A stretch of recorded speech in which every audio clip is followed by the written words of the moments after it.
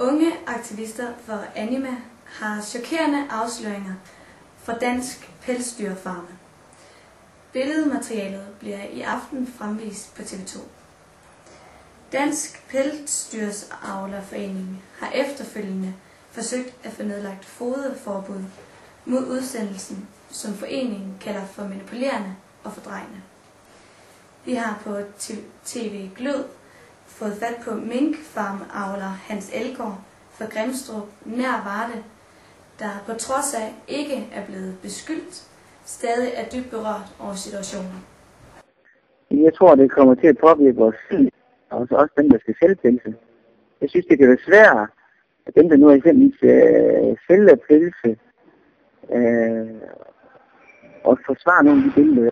Ingen, der kan forsvare de billeder, de billeder, du ser efter hver dag, at det er rigtigt. Det er da forkert, at den ikke ser sådan ud. Men jeg tror også, at hvis du går ind på sygehus, så kan du også se noget, som ikke ser så godt ud, ikke? Så det er simpelthen fordrejet billede af minken? Det mener jeg, det er.